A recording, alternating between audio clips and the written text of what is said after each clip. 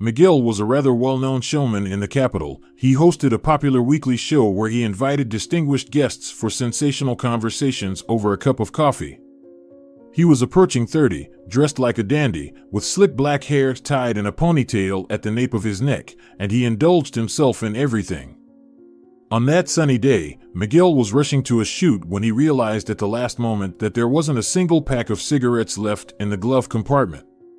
He pulled up at the supermarket and, carelessly leaving his fashionable red car on the roadside, entered through the sliding glass doors.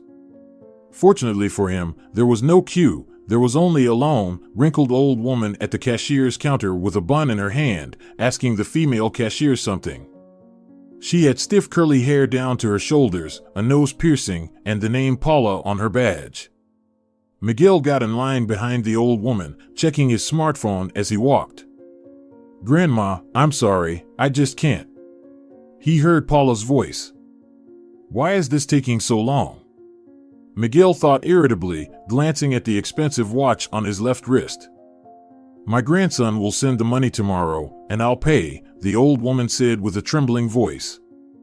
Her eyes were pitiful, and the hand holding the bun was shaking badly. Miguel glanced at his watch again. Time was slipping away inexorably.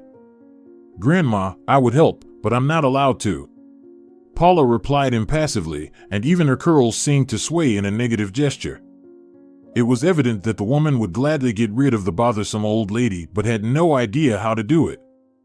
The grandmother, on her part, seemed determined not to give in. Miguel impatiently rubbed the tip of his nose, a habit he couldn't shake off. "Ladies, it seems things are dragging on here indefinitely," he intervened in his usual showman manner and, randomly pulling out a large bill from his pocket, casually threw it on the counter. "Let the grandma take everything she needs, and please give me those green ones over there." The old woman seemed to have not understood at all what had happened. Most likely, she was a bit hard of hearing. Paula, however, looked at Miguel with a mix of gratitude and puzzlement and reached for the cigarettes. Miguel hastily snatched the pack from her hand and almost ran to the exit. Fortunately, nobody had yet objected to his car, and the showman safely plopped down in the seat, ignoring the crumpled checkered jacket that cost a fortune. Turning on the music, he drove off, not noticing someone standing at the entrance to the supermarket, watching him with a long, pensive gaze. A slender girl in a red dress with black polka dots stood on the sidewalk for a while, as if pondering something, then started walking up the street. Exactly 10 days later, Miguel discovered a strange bluish envelope on the windshield. As usual, he was running late for the shoot, so the appearance of an unfamiliar item in his personal space didn't particularly excite him. "Is this a fine?" he exclaimed aloud. "Are you serious?" "Just what I needed." Miguel grabbed the envelope and tossed it onto the dashboard before getting behind the wheel. Along the way, he conveniently forgot about the mysterious message and didn't remember it until the end of the workday. However, when the tired and contented man got back behind the wheel, the blue envelope resurfaced vividly in his memory. He reached for it with one hand, tore the edge with the other, and pulled out a quadruple-folded sheet of time-yellowed paper. "This doesn't seem like a fine," muttered Miguel under his breath. He didn't know why his heart was pounding so hard. Perhaps it was the paper itself or its elusive scent reminding him of something long forgotten. With trembling hands, the man unfolded the sheet, only to drop it on his lap from the overflow of emotions. What he saw was so unexpected and shocking that Miguel sat motionless for a long time. Voices, images from the past, chaotically flashed before his mind's eye. He tried to fight them off, willing them away like one would shove old worn-out belongings to the back of a closet, but they reappeared at the forefront of his consciousness, even more vivid and frightening. After several minutes, Miguel finally let out a loud exhale and, with trembling hands, delicately picked up the sheet. No, he hadn't made a mistake, and what he saw wasn't a product of his imagination. The drawing on the paper depicted a wooden construction resembling a marionette doll. The inscription above read, "Jorge." The details were also accompanied by signatures, written in a handwriting painfully familiar. Miguel wouldn't mistake those curves and lines for any others. Only one person in the world wrote like that, and he was no more. Suddenly, the man noticed that beside the neat drawing, someone had crudely sketched a map of some terrain with a cross in the middle. A pirate treasure map quickly flashed through Miguel's mind. He pulled a pack of cigarettes from his pocket and nervously lit one, not bothering to even open the window.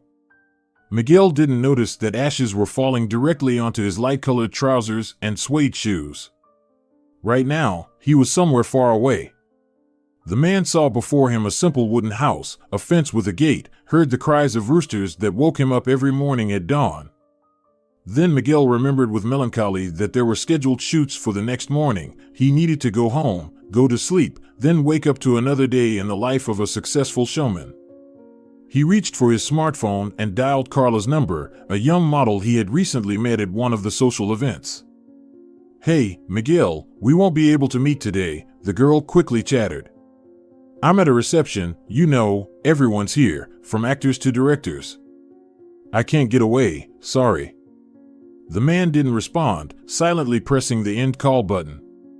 Carla's chirpy voice, which had previously delighted him, now seemed cloying and artificial. His hand instinctively reached for the glove compartment. Miguel opened it and began rummaging inside. Finally, amidst packs of paper napkins, mints, and old receipts, he found a rough wooden box that fit in his palm. Miguel opened it, revealing a wooden ladybug he had carved as a child, painted red with black dots delicately applied with a thin brush. As the man gazed at the wooden insect, tears unexpectedly welled up in his eyes. Miguel couldn't remember the last time he had cried. Over the years spent in the capital, his heart had been encased in a thick armor that seemed impenetrable. For a long time, this had suited him just fine, but a faint inner voice whispered to him that it couldn't go on like this. Miguel had to find out who had passed him the strange envelope, a message from the past. He started the engine and set off. Initially, Miguel wanted to swing by home and grab a few things, but his hands confidently guided the car onto the road leading out of the city. He realized that this was for the best. He was afraid he might change his mind at the last moment.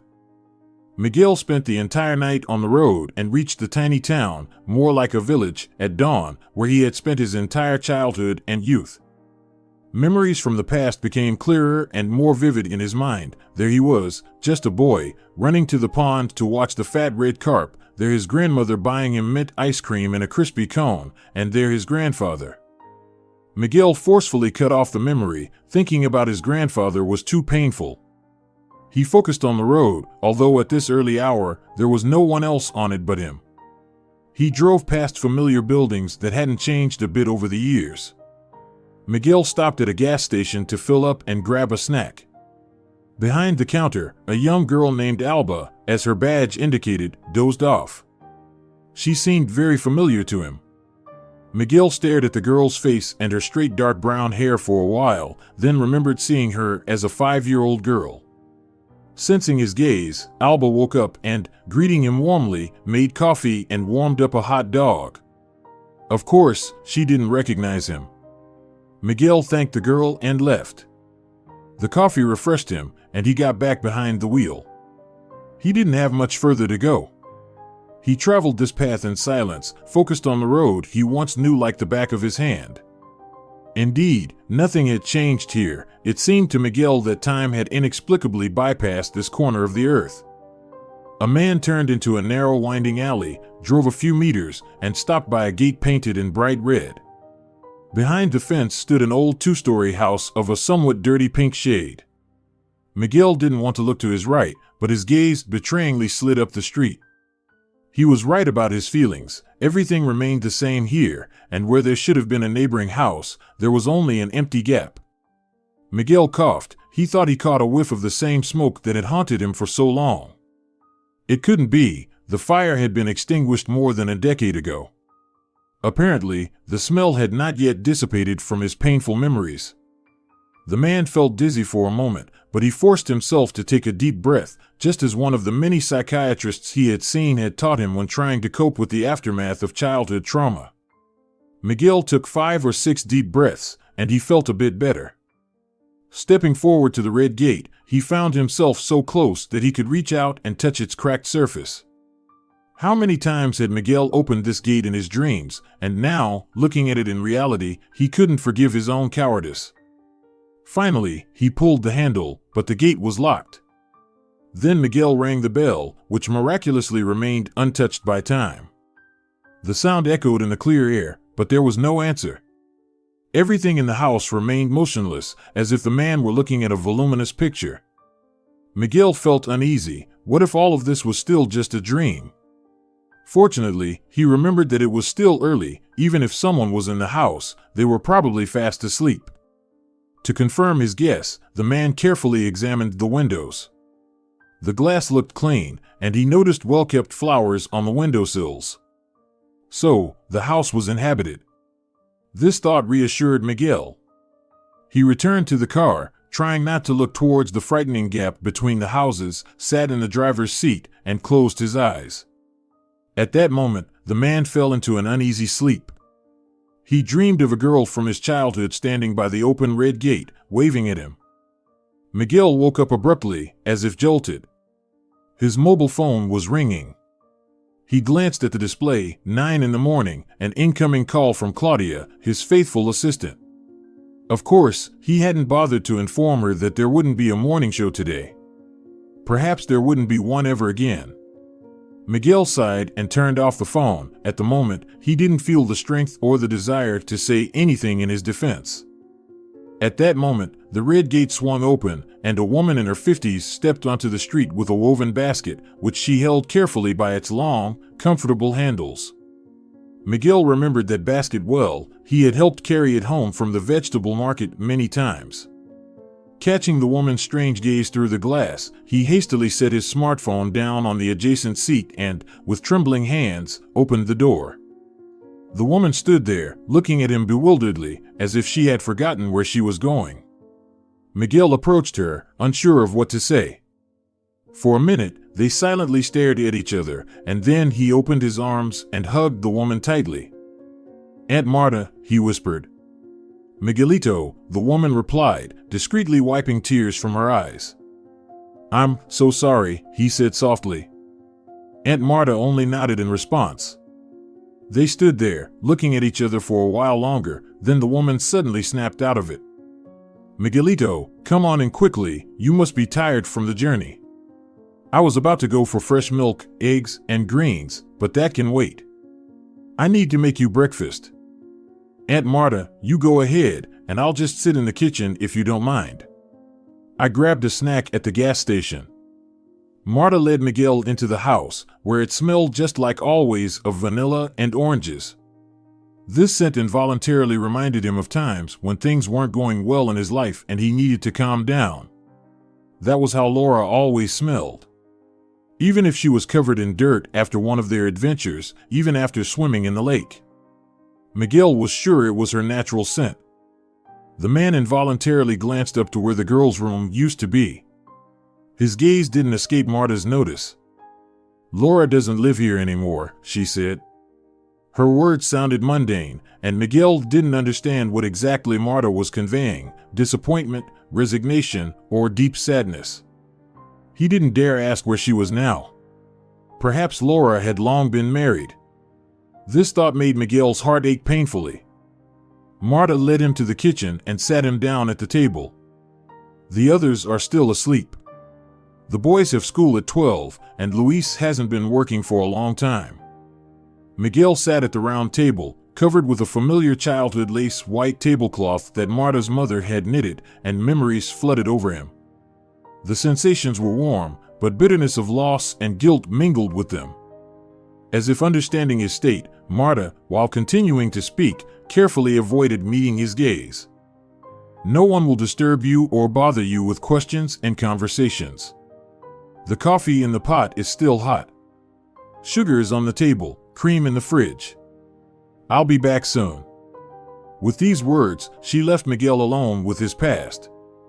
The man quietly inhaled the scent of vanilla and immersed himself in memories.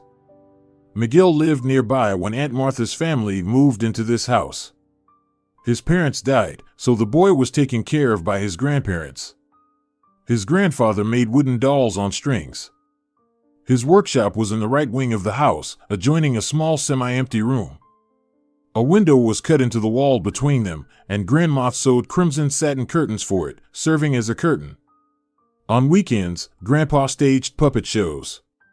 He himself invented plays, which he performed so skillfully, voicing the characters with different voices, that children from all over the neighborhood were delighted. They crowded into the room like sardines in a barrel, eagerly awaiting the start of the show. Laura, Aunt Martha's eldest daughter, also came to watch the puppet shows. She was quiet and shy, and at first Miguel didn't even notice her. But one day, Grandpa invited Laura to the workshop to show her how he made a new doll. Until then, only Miguel had been honored with this privilege, so the boy was intrigued. "Why did you invite this girl?" he later asked Grandpa. "I thought she seemed sad and lonely, so I wanted to cheer her up." Miguel began to secretly observe Laura. It turned out they were classmates, but Laura usually sat in a corner and didn't talk to anyone. Most of the time, her attention was absorbed by a book. Miguel noticed that every time Laura read something different. Once he followed her after school and found himself in the city library. He had never been there before and had never seen so many books anywhere else. Laura returned the volumes she had read and chose new ones, a whole stack. It was obvious that they were heavy to carry. Miguel couldn't resist and approached the girl. "Let me carry them," he offered. Laura silently looked at him, and the boy noticed that her eyes had an unusual emerald hue. Understanding that he could be trusted, the girl nodded gratefully and handed him the books. Thus, their friendship began. Since then, Miguel waited for Laura every morning at the red gate to walk to school together. He took her bag, and they walked slowly along the streets, hardly speaking to each other. Miguel liked to watch how the morning sunbeams touched the strands of Laura's dark brown hair, making them look golden.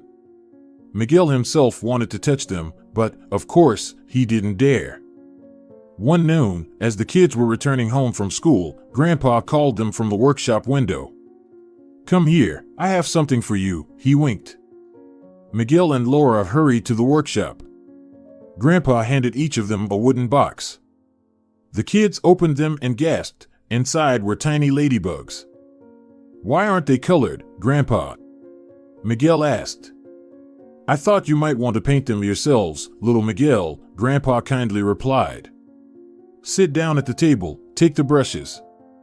The kids eagerly set to work, and soon their ladybugs became almost lifelike. After that, they came to Grandpa's workshop many times after school and helped him create new dolls. Laura particularly liked one of them, a fair-haired and blue-eyed Lucia. She often held the doll in her hands, brushing her hair. Seeing this, Grandpa gave Lucia to Laura as a gift. "Lucy feels very lonely," the girl confessed one day. Grandpa and Miguel exchanged surprised glances. Laura rarely spoke. "Does she need a friend?" Grandpa asked. Laura blushed and nodded silently. Then Grandpa took a sheet of paper and began to draw. He wanted Lucy to instantly like her new friend, so he consulted Laura for details every minute. It flattered Laura greatly that Grandpa was asking for her opinion. Finally, the design of the new doll was ready, and Grandpa promised to start making it the next morning. "What will Lucy's friend be called?" Miguel asked. Grandpa looked at Laura, who blushed again. "Jorge," she answered quietly. Grandpa nodded and wrote the name of the new doll above the drawing.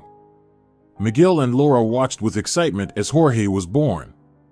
Grandpa took his time, crafting each detail carefully and meticulously.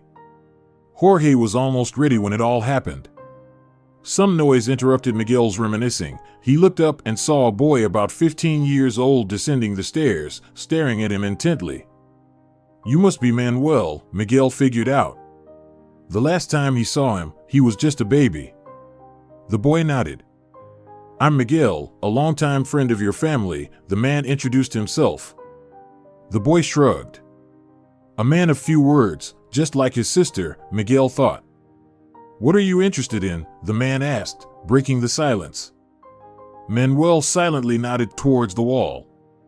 Miguel turned his head and was astonished. Why hadn't he noticed this before? The far kitchen wall, which used to be empty, was now covered in maps of different places. Miguel got up and approached to examine them closer.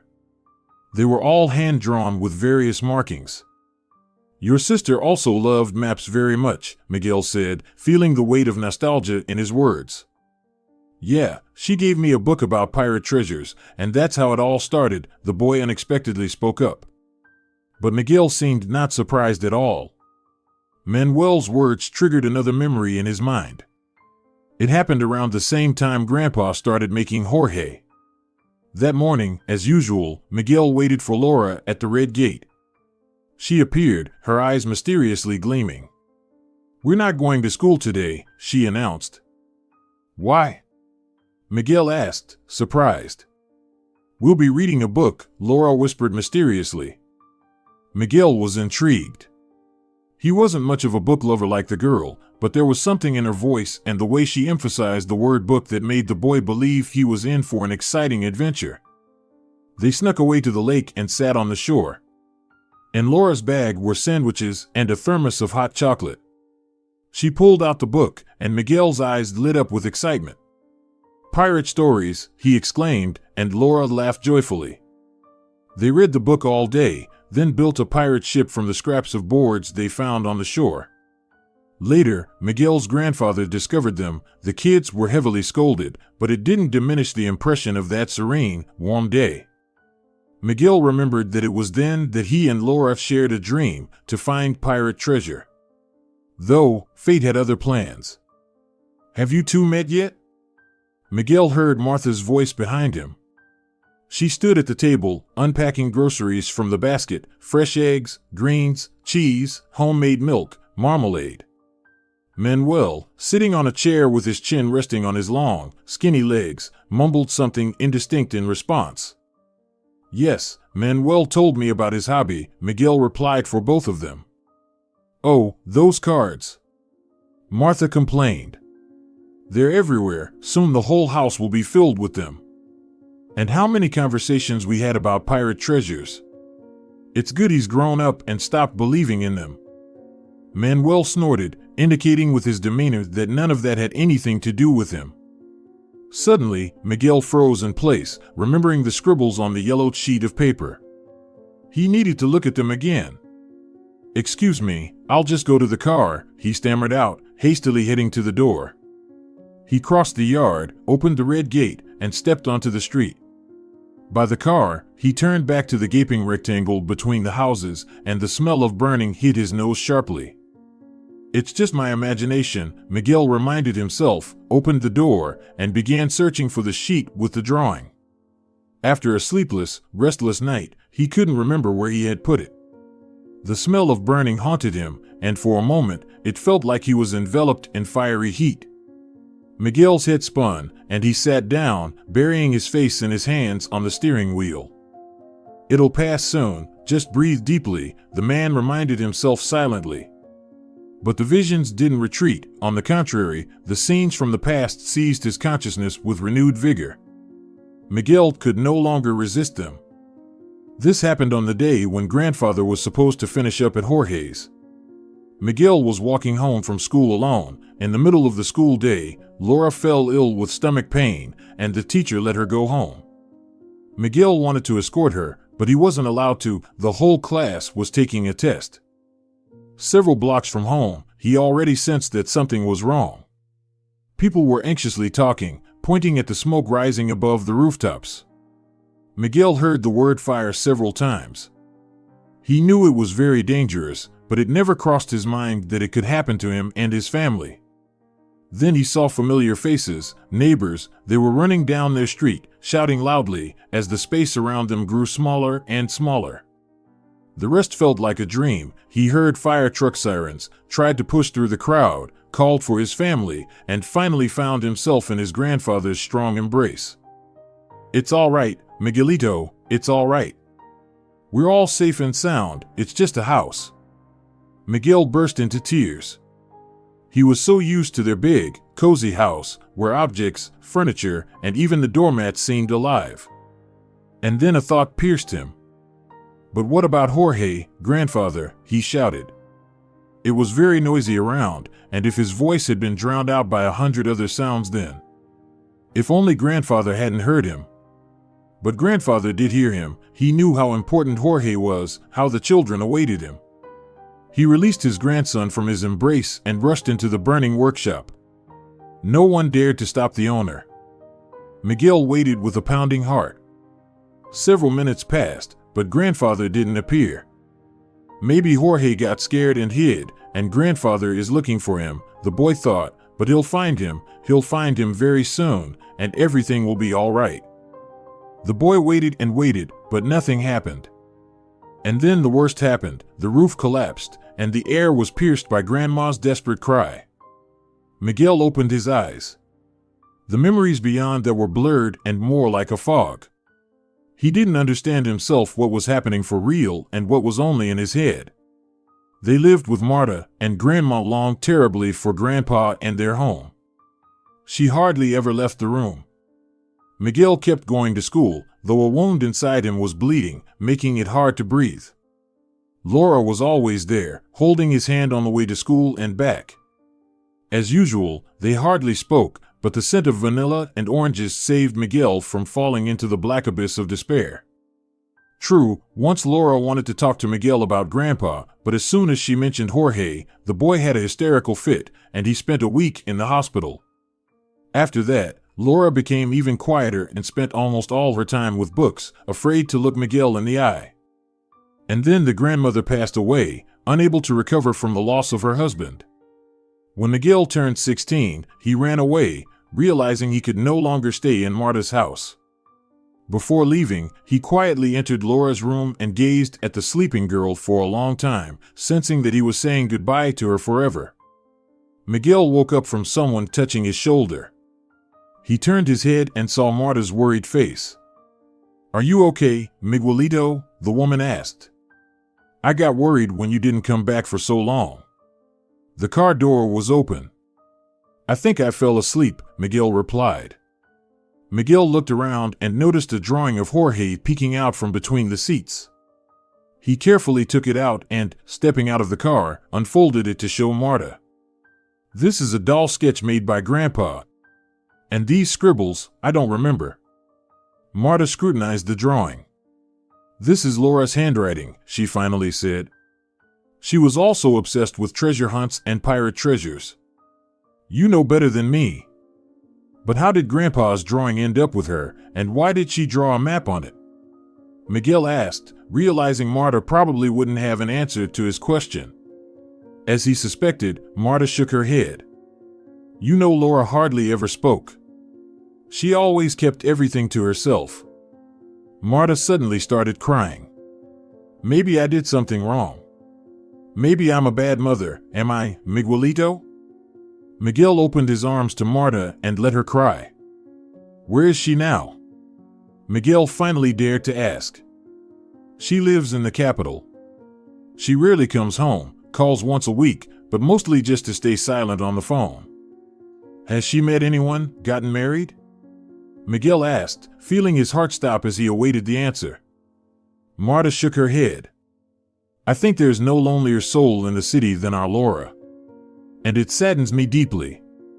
Marta cried again, but Miguel suddenly felt very light. "I want to see her. Aunt Marta, please give me Laura's address."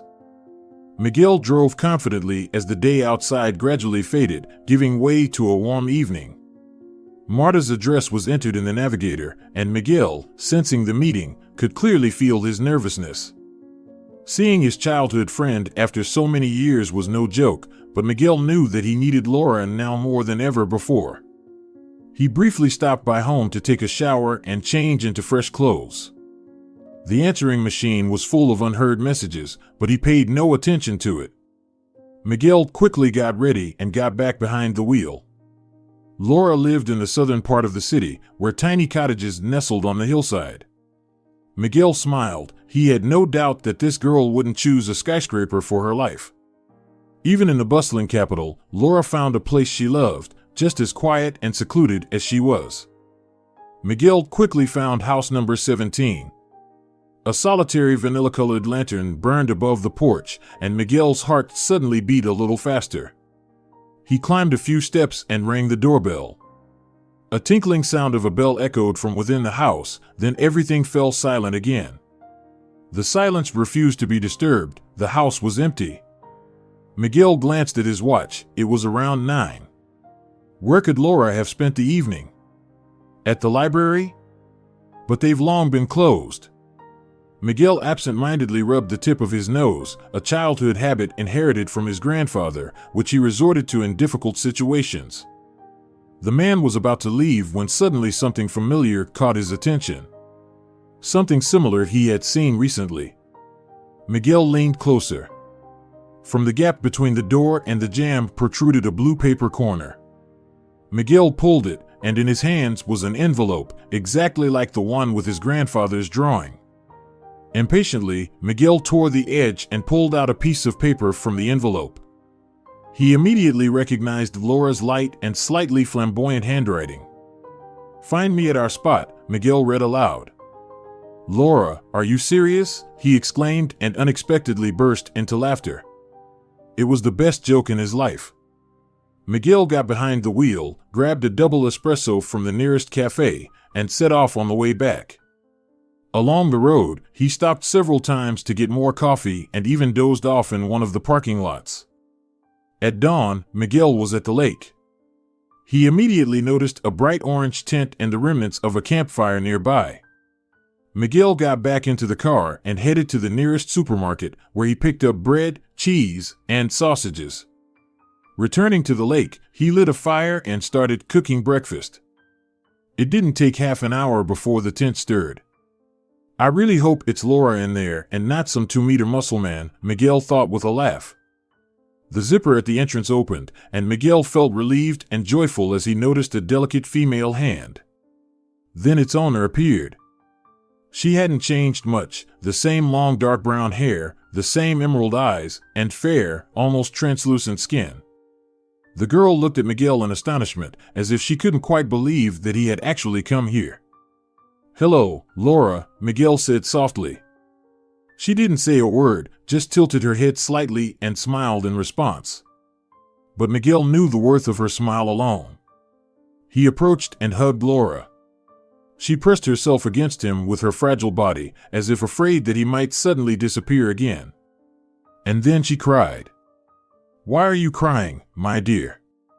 Miguel wondered. "I'm here with you." "Jorge," Laura whispered. "It's my fault." Miguel looked into her eyes. "What are you guilty of?" Laura bit her lip. Translate into English. "On that day my stomach didn't hurt," the girl confessed very quietly. Miguel listened attentively. "I lied to the teacher. I really wanted to see Jorge. I sneaked into your grandfather's workshop." Inside Miguel, everything went cold, but he forced himself to take a deep breath and exhale. Now is not the time for a panic attack. "What were you doing there?" "I took Jorge." "Why, Laura?" "I wanted to hide him, like a treasure, so that later we could dig him up together. And I took him here, to the lake, to do it. And when I came back, I found out that your grandfather—" Miguel closed his eyes. So Jorge wasn't in the workshop anymore, so. "Forgive me," he heard Laura whisper. He looked at her. Her big emerald eyes were very close, and in them splashed such deep sadness that Miguel couldn't hold back. Tears streamed down his cheeks. "You're not to blame for anything, Laura," he replied. "I am the one to blame." Laura stroked his hair as if she wanted to take away all his sadness, bitterness, and guilt that he had carried within him all these years. "Forgive yourself too," Laura whispered softly. "Your grandfather wouldn't want you to be sad. He always said that life is meant for joy." She hugged him, and Miguel quietly sobbed, while the scent of vanilla and orange enveloped him, giving him peace and tranquility. Then they had breakfast by the fire, and Laura said softly, "Do you think Jorge is still here?" "I buried him under those willows." "Let's check," Miguel replied. He brought some tools from the car, miraculously found in the trunk, and together they dug up a simple wooden box in which Jorge lay. "Where's my girlfriend? I don't want to be alone," Miguel squeaked in a thin voice, imitating the doll's speech. "She's in the backpack," Laura smiled, replied. "Lucia has been with me all these years, waiting for Jorge." Then the girl was silent for a while and added, "And I was waiting for you, Miguel. I watched your show every week. I thought you had changed a lot, become heartless. But when I accidentally saw you helping your grandmother in the supermarket, I realized that you were still the same Miguelito. And then I decided to give you Jorge's drawing." Miguel looked at the girl with gratitude and love. "Laura, I've been running away from myself and my own memories for so long. But it was a path to nowhere." For a while, he frowned, then the wrinkles on his forehead smoothed out, and he laughed. "How glad I am that fate threw me that old lady. Thanks to her, I found you again, my Laura." Dear viewers, if you enjoyed the story, please support the video by liking it and leaving a comment. Thank you very much.